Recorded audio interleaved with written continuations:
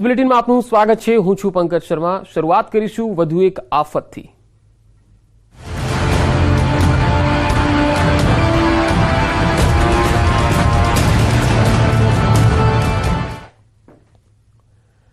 બનાસકાંઠામાં 3 વર્ષ પૂર્વે હાહાકાર મચાવનાર તીડ ફરી એકવાર જિલ્લામાંથી 350 કિલોમીટર દૂર જોવા મળતા ચિંતા વ્યાપી ગઈ છે। રાજસ્થાનમાં જેસલમેરના મોહનગઢમાં તીડ પર નિયંત્રણ મામલે ટીમો દ્વારા तीड़ पर नियंत्रण लाववानी कामगीरी हाथ धराई रही है। हाल त्यां तीड़ नियंत्रण विभाग दर 15 दिवसे सर्वे करीने तीड़नु लाइव ट्रेकिंग रिपोर्ट बहार पाड़े छे अने परिस्थिति पर नजर राखे छे। नोंधनीय छे के बनासकांठामां 3 वर्ष पूर्वे तीड़े खेडूतोना पाकने व्यापक नुकसान पहोंचाड्युं हतुं। फरी एक वखत बनासकांठाना सरहदीय राज्य राजस्थानमां तीड़ जोवा मळ्या छे। राजस्थानमां तीड़ना जोखमनी असर गुजरातना जिल्लामां पण जोवा मळी शके छे।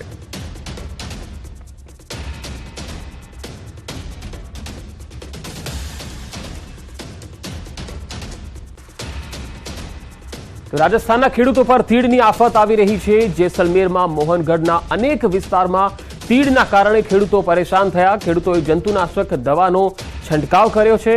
तीड़ नियंत्रण टीमने पण जाणकारी आपी छे। तीड़ नियंत्रण टीमे घटनास्थळे पहोंचीने 4 जिल्लाओमां केमिकल छांटवानुं शरू कर्युं। 2019 बाद तीड़नो त्रास फरी एक वखत जोवा मळी रह्यो छे। तीड़ नियंत्रणनी 4 टीमोए 120 हेक्टर जमीन पर दવાનો छंटकाव कर्यो। हाल तो तीड़ पर काबू मेळवी लेवायो छे, परंतु जो फरीथी तीड़ आवशे तो पाकने मोटा पाये नुकसान करे तेवी शक्यता छे। कृषि विभागना डायरेक्टरे कह्युं के कदाच पाकिस्तानथी पण आ तीड़ आ तरफ आव्या होय एवी शक्यता रहेली छे।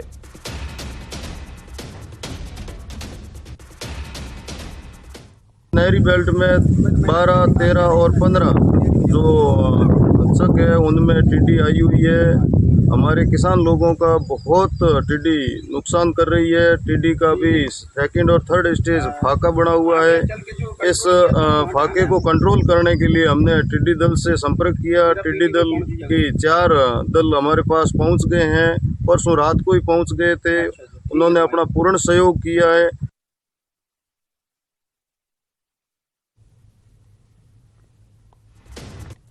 तो बनासकांठाथी 350 किलोमीटर दूर हवे तीड़नु तांडव एटले के जेसलमेरना मोहनगढ़मां तीड़ जोवा मळ्या छे। त्यारे हाल तो सर्वेनी कामगीरी अने दवा छंटकावनी कामगीरी राजस्थानमां जेसलमेर खाते करवामां आवी रही छे।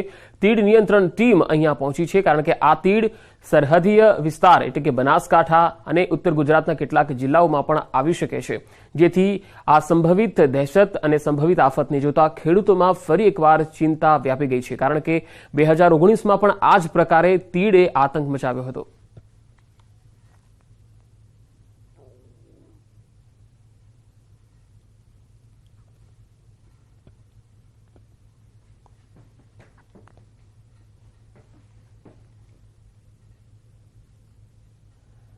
तो हाल राजस्थान थी संवाददाता सावलदान मारी साथे जोड़ा है, तमनी पासेथी जाणीशुं। सावलदान बताए कि राजस्थान से कौन कौन से ऐसे जिले हैं जहां पर तीड़ का आतंक ज्यादा देखा जा रहा है और इस वक्त वहां पर सरकार द्वारा क्या उपाय किए जा रहे हैं?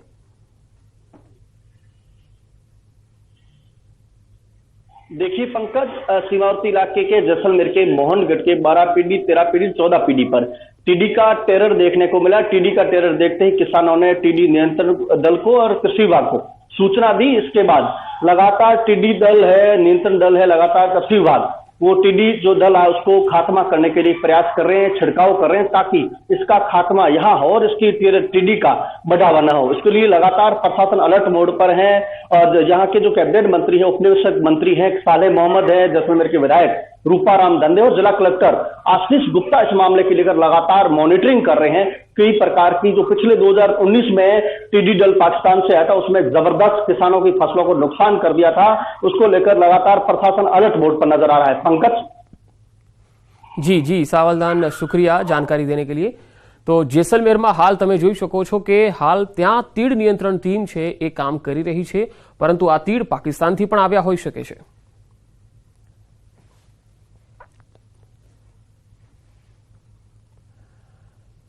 तो राजस्थान में आ तीड़े आतंक मचाव्यो छे, त्यारे गुजरात में बनासकांठा शुं स्थिति छे, खेडूतों केवी चिंता छे ते जाणवा माटे जईशुं। बनासकांठाथी संवाददाता किशोर तुवर जोड़ाया छे। किशोर, बनासकांठा में तीड़ ने लईने खेडूतों केवी चिंता व्यापेली छे हाल?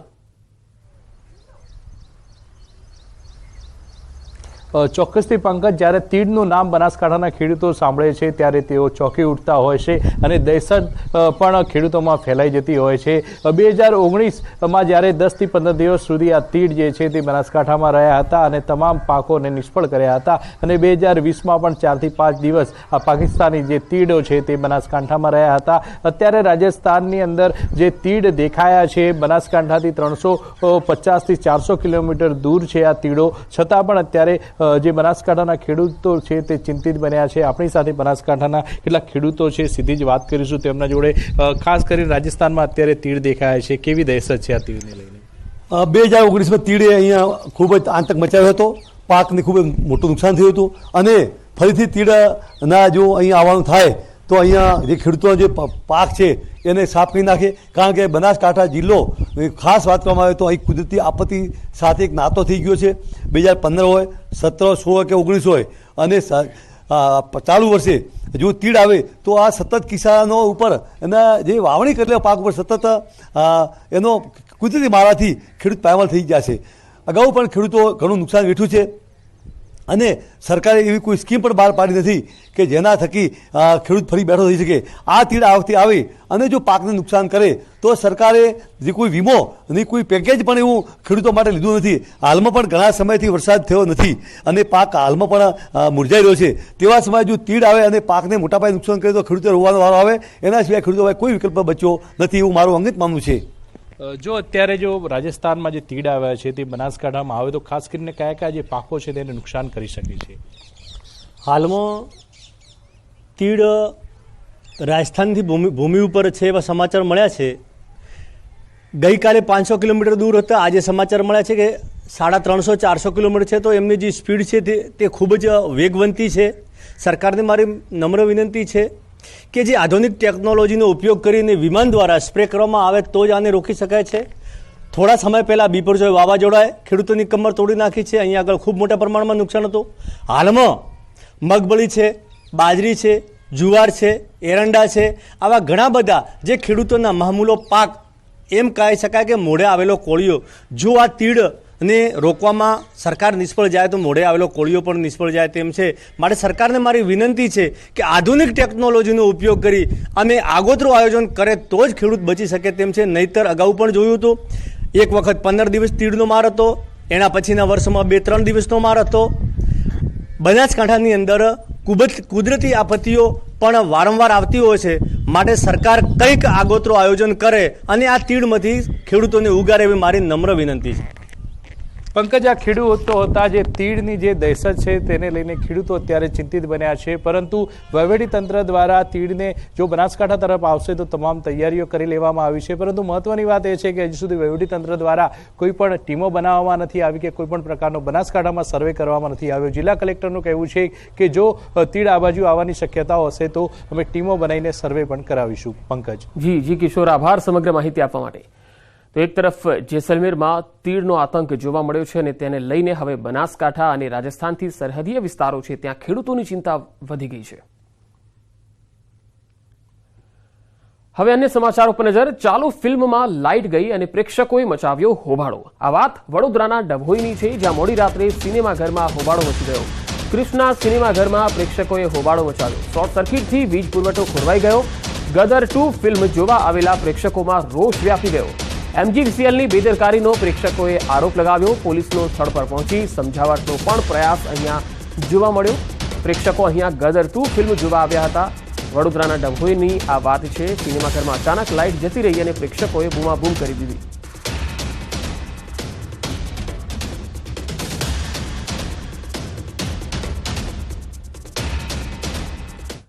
જૂનાગઢના દામોદર કુંડમાં ડૂબતા બાળકનું મોત થઈ ગયું. દામોદર કુંડમાં સ્નાન માટે પરિવાર આવ્યો હતો. અચાનક પરિવારથી વિખૂટું પડી કુંડમાં બાળક પડ્યું. આ બાળકને તાત્કાલિક સારવાર માટે હોસ્પિટલમાં ખસેડવામાં આવ્યું. સિવિલ હોસ્પિટલમાં બાળકને મૃત જાહેર કરવામાં આવ્યું.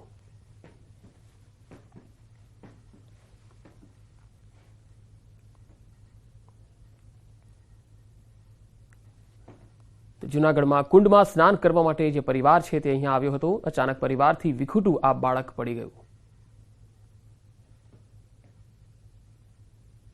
રાજકોટમાં નશીલા સિરપ વેપલામાં મોટો ખુલાસો થયો. સિરપનું પગેરું મહારાષ્ટ્રના નંદુરબારમાં નીકળ્યું છે.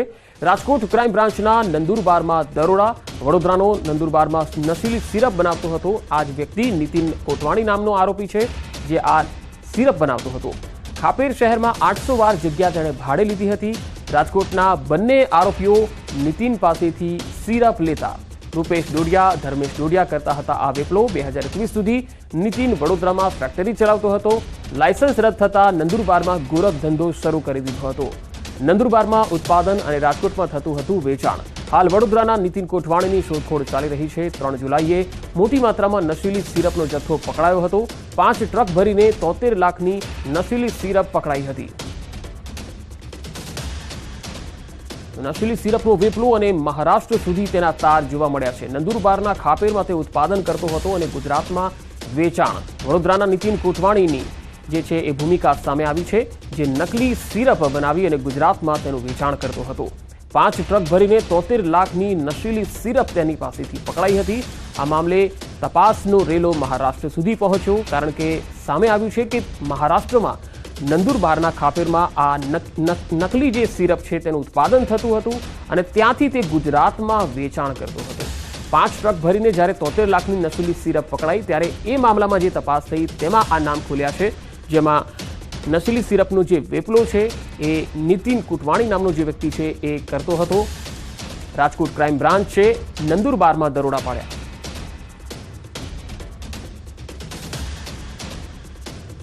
તો કેવી રીતે આ નશીલી સિરપનો કારોબાર ચાલતો હતો એ જાણવા માટે જઈશું સંવાદદાતા રાજકોટથી હાર્દિક જોશી મારી સાથે જોડાયા છે. હાર્દિક, ક્રાઇમ બ્રાન્ચની ટીમે મહારાષ્ટ્રમાં દરોડા પાડ્યા છે, ત્યારે આ સમગ્ર મામલામાં જે વેપલો ચાલતો હતો એ કેવી રીતે ચાલતો હતો? હાલ કેટલા લોકોની અટકાયત થઈ છે આ કેસમાં? ચોક્કસથી પંકજ, જો વાત કરવામાં આવે તો રાજકોટમાં ગત 3 જુલાઈના દિવસે જે નકલી સિરપ ઝડપાણી હતી તેમાં મહત્વનો ખુલાસો થયો છે. રાજકોટ ક્રાઇમ બ્રાન્ચે જે છે મહારાષ્ટ્રના નંદુબાર જે જિલ્લો છે તેમના જે ખપ્પર ગામ છે ત્યાં દરોડો પાડ્યો હતો અને ત્યાંથી જે છે 800 મીટર 800 જે ચોરસ વિસ્તાર છે તેમાં જે ફેક્ટરી ચાલતી હતી એ ઝડપી પાડી છે. ગત 3 જુલાઈના દિવસે રાજકોટમાંથી આશરે 73 લાખ રૂપિયાની નકલી સિરપ મળી આવી હતી અને એ સમયે જે છે રાજકોટમાંથી ધર્મેશ અને જે છે રૂપેશ નામના 2 શખ્સની અટકાયત કરવામાં આવી હતી. તેમની કડક પૂછપરછ કરતા તેમને જે છે આ નકલી સિરપ વડોદરાના જે નીતિન નામનો શખ્સ છે તેમની પાસેથી મંગાવતા હોવાનું સામે આવ્યું હતું. નીતિન નામનો શખ્સ છે એ મહારાષ્ટ્રના નંદુરબારના જે ખપ્પર ગામ છે ત્યાં રહીને જે છે આ સમગ્ર ફેક્ટરી ચલાવતો હોવાનું સામે આવ્યું હતું. વર્ષ 2021માં જે નીતિન નામનો આ શખ્સ છે તે વડોદરામાં જે નકલી ફેક્ટરી ચલાવતો હતો, પરંતુ એ સમયે તેમનું ત્યાં લાયસન્સ રદ થયું હતું ને ત્યારબાદ તેમણે જે છે મહારાષ્ટ્રના નંદુરબાર જિલ્લાનો જે ખપ્પર ગામ છે ત્યાં નકલી સિરપ બનાવવાની ફેક્ટરી ચાલુ કરી હતી અને ત્યારબાદ આ જે છે નકલી સિરપ તે અહીંયા રાજકોટ સુધી પહોંચાડતો હતો. સમગ્ર ઘટનાની પર્દાફાશ થયો છે ત્યારે હાલ કહી શકાય કે 3 શખ્સોની અટકાયત કરી છે અને હજુ પણ વધુ શખ્સોની અટકાયત થાય તેવી પણ સંપૂર્ણ શક્યતા છે. આ ઉપરાંત જે નીતિન નામનો શખ્સ છે તેમની રાજકોટ ક્રાઇમ બ્રાન્ચ દ્વારા પૂછપરછ પણ કરવામાં આવી રહી છે. રાજકોટ ઉપરાંત સૌરાષ્ટ્ર અથવા તો ગુજરાતના કયા જિલ્લામાં નકલી સિરપ મોકલાવતો હતો અને કોને કોને મોકલાવતો હતો તે સહિતની અલગ અલગ બાબતોને લઈને જે છે તપાસ કરી રહ્યા છે. પરંતુ અત્યારે જે મહત્વનો ખુલાસો થયો છે એ છે કે રાજકોટમાંથી ઝડપાયેલી નકલી સિરપના તાર મહારાષ્ટ્ર સુધી લંબાયા છે અને મહારાષ્ટ્રમાં આ નકલી સિરપ બનતી હોવાનું અત્યારે ક્રાઇમ બ્રાન્ચની તપાસમાં સામે આવ્યું છે. જી હાર્દિક, આભાર માહિતી આપવા માટે.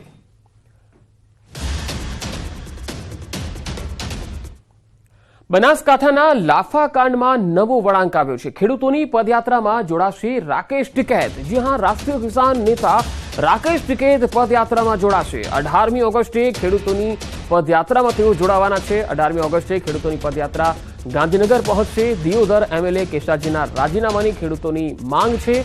તાજેતરમાં બનાસકાંઠાના દિયોદરમાં એક કાર્યક્રમ દરમિયાન ખેડૂત આગેવાન અમરાભાઈ ચૌધરીને થપ્પડ મારવાનો બનાવ બન્યો હતો. આરોપ છે કે થપ્પડ મારનાર વ્યક્તિ ધારાસભ્ય કેશાજી ચૌહાણનો સમર્થક હતો. ધારાસભ્યની હાજરીમાં ખેડૂત પર હુમલો થતા દિયોદરમાં આ મુદ્દો ચર્ચાસ્પદ બન્યો. આરોપ છે કે અમરાભાઈ નામના ખેડૂત આગેવાન એમએલએને કેટલીક સમસ્યાની રજૂઆત માટે ગયા હતા, જ્યાં ધારાસભ્યના સમર્થકે એકાએક હુમલો કરી દીધો અને ખેડૂત આગેવાનને ઉપરા છાપરી લાફા ઝીંકી દેતા વિડીયો પણ સામે આવ્યો હતો. વધુ માહિતી સાથે ફોનલાઈન પર જોડાયા છે સંવાદદાતા કિશોર તુવર. કિશોર, હવે રાષ્ટ્રીય કિસાન નેતા રાકેશ ટિકૈત પણ પદયાત્રામાં જોડાવા જઈ રહ્યા છે. આ મામલો હવે વધુ ઉગ્ર અને મોટું સ્વરૂપ ધારણ કરે એવું લાગી રહ્યું છે.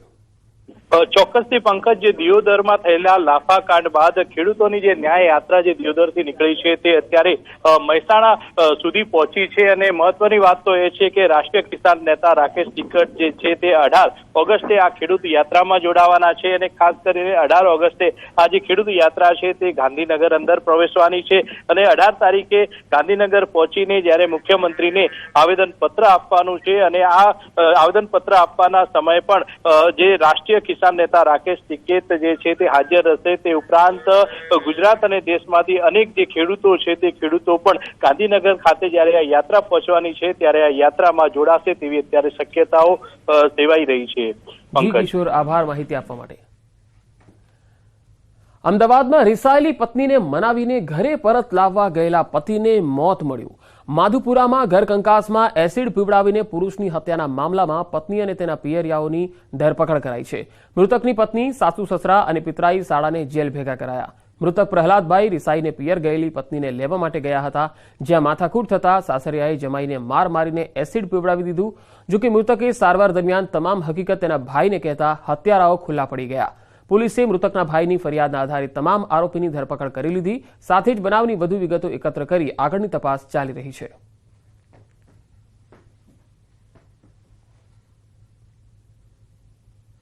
ભોગ બનનારને શંકર ભુવનના છાપરાએ લઈ જઈ અને ત્યાં એમને એસિડ પીવડાવેલું હતું. અને બાદમાં આ ચારે લોકો ઈસમો જે છે ત્યાંથી નાસી ગયેલા હતા. બાદમાં આ ભોગ બનનારને સિવિલ હોસ્પિટલમાં દાખલ કરવામાં આવેલા હતા અને ત્યાં સારવાર દરમિયાન એનું મૃત્યુ થયું હતું. સદર બનાવની તપાસ જે છે એ ચાલુ છે. દાહોદમાં બાઇક ચોરી કરતી ગેંગ સક્રિય થઈ છે. એમજી રોડ પાસે હુસેની મોહલ્લામાં મોડી રાત્રે બાઇક ચોરી કરતા 2 ભેજાબાજ સીસીટીવીમાં કેદ થયા. બાઇક ચોરીની સમગ્ર ઘટના સીસીટીવીમાં કેદ થઈ હતી. બાઇક ચોરો કેવી રીતે બેફામ બની ગયા છે તસવીરોમાં જોઈ શકાય છે. આ સીસીટીવીના દ્રશ્યો છે. બાઇક ચોરી કરતી ટોળકી દાહોદમાં સક્રિય થઈ છે. જૂનાગઢ જિલ્લાના માંગરોળનો એક યુવાન 4.5 વર્ષથી આફ્રિકાના કોંગોમાં નોકરી કરતો હતો. યુવાન આફ્રિકાના કોંગોમાં ફસાયો હોવાની જાણ તેના પરિવારજનોને કરી. અજાણ્યા વ્યક્તિએ ફોન કરીને ફરહાનના પિતા પાસેથી 80 લાખની માંગણી કરી, જેથી પરિવારજનોએ માંગરોળ પોલીસને જાણ કરતા જૂનાગઢ પોલીસે મામલાની ગંભીરતા સમજી રાજ્ય સરકાર અને કેન્દ્ર સરકારનો સંપર્ક કર્યો અને યુવકના જીવને જોખમ ન થાય તે માટે એમ્બેસીની મદદ માંગી. અંતે આ યુવક પરત પોતાના વતનમાં આવી જતા પરિવારજનો અને પોલીસે રાહતનો શ્વાસ લીધો. 11 ઓગસ્ટે ફરહાન પોતે હેમખેમ પરત આવતા પરિવારમાં ખુશી છવાઈ ગઈ.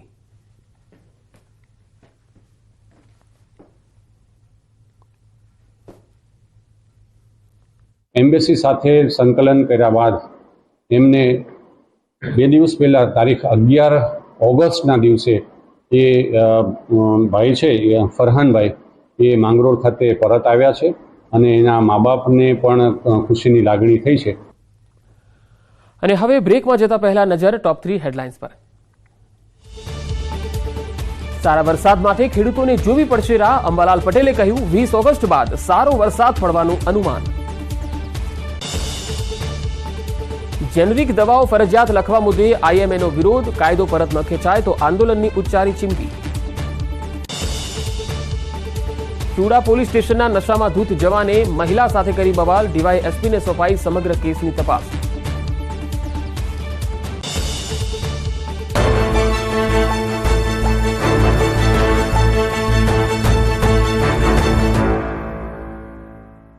જરૂરી છે પણ કર્યું. સરઢબ અને વાવોલ આવાસ યોજનાનું ઈ લોકાર્પણ કરવાની સાથે સ્થાનિકો સાથે સંવાદ કરી તેઓના હાલચાલ જાણ્યા હતા. હોસ્પિટલ અને બગીચાની ભેટ આપવાની સાથે યુવાનો અને મહિલાઓને બગીચાની જાળવણી કરવા અપીલ કરી. વિકાસ કાર્યોની ભેટ સોંપ્યા બાદ અમિત શાહ ગાંધીનગરમાં ટીચર્સ યુનિવર્સિટીના દીક્ષાંત સમારોહમાં હાજર રહ્યા. ગૃહમંત્રી સાથે રાજ્યપાલ આચાર્ય દેવવ્રત પણ દીક્ષાંત સમારોહમાં ઉપસ્થિત રહ્યા. ખેડૂતોએ હજુ જોવી પડશે સારા વરસાદની રાહ. 18 ઓગસ્ટ સુધી ઝાપટા જ પડશે. 12 થી 22 ઓગસ્ટ સુધી થોડો સારો વરસાદ પડી શકે. હવામાન નિષ્ણાંત અંબાલાલ પટેલની આગાહી. જગતનો તાત ફરી એકવાર ચિંતામાં મુકાયો. દ્વારકા જિલ્લામાં વરસાદ ન થવાથી ખેડૂતોમાં ચિંતાનો માહોલ. વરસાદના 2 રાઉન્ડ સારી રીતે પૂર્ણ થયા બાદ હવે વરસાદ ખેંચાતા પાકને નુકસાનીની ભીતિ. 18 ઓગસ્ટ પછી થઈ શકે વરસાદ. ચોમાસુ પાકને પિયત આપવા માટે હવામાન નિષ્ણાત પરેશ ગોસ્વામીએ આપી સૂચના. રાજ્યમાં હાલ વરસાદની કોઈ શક્યતા નહીં. સરદાર સરોવર નર્મદા ડેમની સપાટીમાં વધારો. ઉપરવાસમાંથી પાણીની આવક થતાં નર્મદા ડેમની સપાટી 131.65 મીટર પર પહોંચી. ઉપરવાસમાંથી 32,195 ક્યુસેક પાણીની આવક નોંધાઈ. ડાંગમાં ચોમાસાની ઋતુમાં પ્રકૃતિ સોળે કળાએ ખીલી ઉઠતા પ્રવાસીઓનો ધસારો. ડોન પર્વત પર પ્રવાસીઓ કુદરતની મજા માણતા જોવા મળ્યા. પર્યટકોએ કુદરતના ખોળે રાસ ગરબા અને સંગીતની પણ મજા માણી. બનાસકાંઠામાં લાફાકાંડ મુદ્દે ભાજપ અને કોંગ્રેસ આમને સામને. થરાદના કોંગ્રેસના પૂર્વ ધારાસભ્ય ગુલાબસિંહ રાજપૂતે ભાજપ પર લગાવ્યા ગંભીર આરોપ. ભાજપે જ લાફાકાંડ કરાવ્યો હોવાના આક્ષેપ કર્યા. થરાદના પૂર્વ ધારાસભ્ય ગુલાબસિંહે કહ્યું કે લાફો મારવામાં કેશાજી ચૌહાણનો હાથ નથી. લાફાકાંડ ભાજપ પ્રેરિત હોવાથી રેલીને મંજૂરી મળી. કોંગ્રેસની રેલી હોત તો અટકાયત કરાઈ હોત. થરાદના પૂર્વ ધારાસભ્ય ગુલાબસિંહના નિવેદન પર ભાજપ નેતા ઋત્વિજ પટેલનો જવાબ. કોંગ્રેસના આક્ષેપ આયા વિહોણા ગણાવ્યા. ભાજપમાં આ પ્રકારની નીતિ નથી હોતી. ખેડૂતોની પદયાત્રા પર ખોટી કોમેન્ટ ન કરવા દિયોદર ડીવાયએસપીની અપીલ. સોશિયલ મીડિયામાં ખોટી કોમેન્ટ કરનારા વિરુદ્ધ કાયદાકીય કાર્યવાહીની પણ આપી ચીમકી. કહ્યું ભડકાઉ ભાષણ આપનારા વિરુદ્ધ થશે કાર્યવાહી. ડાંગમાં સાપુતારા તળેટીમાં જેટકોની 66 કેવી વોટ સ્ટેશનની દિવાલ ધરાશાયી. સ્ટેશન નજીક આવેલી સ્કૂલના વિદ્યાર્થીઓ, ગામના લોકો અને રખડતા પશુઓના જીવ પર જોખમ. વહેલી તકે દિવાલ બનાવવા માંગ. અરવલ્લીમાં ગારુડી સહિતના 6 ગામના લોકોએ મોડાસા પાલિકાની ડમ્પિંગ સાઇટ અંગે નોંધાવ્યો વિરોધ. મોડાસા શહેરમાંથી કચરો લઈ ગામડાઓ નજીક ઠાલવવાની હિલચાલ સામે ગ્રામજનોમાં રોષ. અહીં કચરો ઠલવાય તો ખેતીની જમીન અને ગામ લોકોના આરોગ્ય પર જોખમ હોવાનો દાવો. ભાવનગરમાં વગર વરસાદે ભુવારાજ. શહેરના ચિત્રા વિસ્તારમાં ભુવામાં ટ્રક ફસાયો. જીઆઈડીસીમાંથી સળિયા ભરીને જતો ટ્રક ભુવામાં ખાબક્યો. વલસાડની સિવિલ હોસ્પિટલમાં બાળકોની અદલાબદલીનો પરિવારજનોનો આરોપ. પ્રસૂતાના પરિવારોએ બાળક બદલિયાનો કર્યો દાવો. દીકરાની જગ્યાએ દીકરી સોંપતા પરિવારજનોનો હોબાળો. 10 દિવસ પહેલા થઈ હતી પ્રસૂતિ. નર્મદાના કેવડિયા જંગલ સફારી પાર્કમાં બાળસિંહોની પહેલી લટાર. 3 મહિના પહેલા જન્મેલા ગંગા, જમુના અને સરસ્વતી પોતાના ભાઈ સાથે મસાલે બનાય પનીર મજેદાર.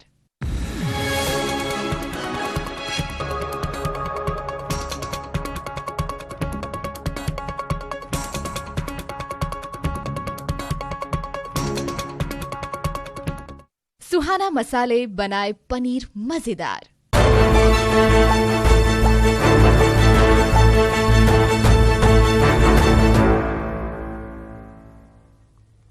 બ્રેક બાદ હવે વાત કરીશું સ્વાતંત્ર્ય પર્વની.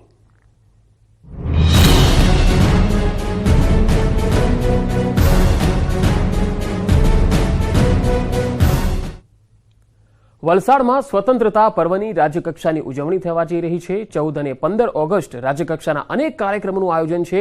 મુખ્યમંત્રી અને રાજ્યપાલ વલસાડના મહેમાન બનવા જઈ રહ્યા છે. શહેરની સરકારી ઇમારતોને રોશનીથી સજાવવામાં આવી છે. સ્વતંત્રતા પર્વ અંગે શહેરમાં ઉત્સાહનો માહોલ જોવા મળ્યો. વલસાડને 137 કરોડના વિકાસ કામોની ભેટ પણ મળવા જઈ રહી છે.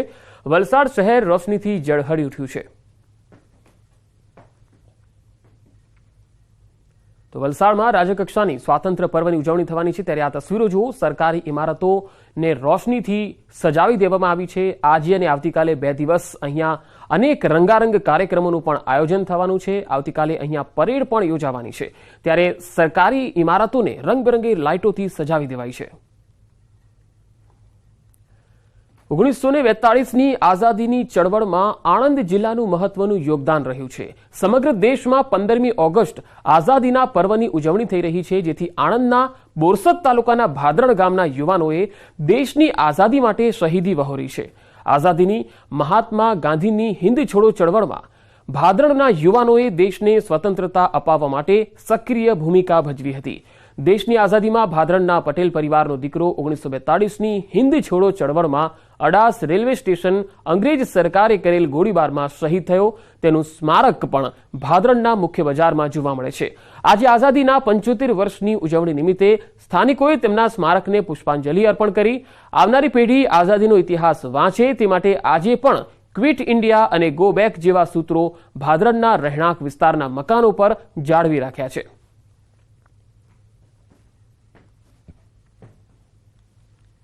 અંગ્રેજ સરકારની પોલીસે અચાનક ગોળીબાર કર્યો અને તેમાં અમારા ભાદરણના એક પનોતા પુત્ર શ્રી રતિલાલ ગોરધનભાઈ પટેલ પણ શહીદ થયા હતા અને આપ જોઈ શકો છો પાછળ તેઓનું સ્મારક છે અને એ સ્મારક પર પણ અમે દર 15 ઓગસ્ટે ફૂલહાર કરી તેમને યાદ કરીએ છીએ. બોરસદ તાલુકામાં આઝાદીની લડાઈમાં 3 જણ શહીદ થયા એ પૈકીના આ જ ગામના સપૂત એવા ગોરધનભાઈ જે તે પણ આ શહીદી વહોરી હતી અને એમના પરિવારે એની પરંપરાને જાળવી રાખીને સરસ ખાંભી પણ આજે અહીંયા તમે જોઈ શકો છો જોવા મળે છે. તો આ બુલેટિનમાં અત્યારે આટલું જ. નમસ્કાર.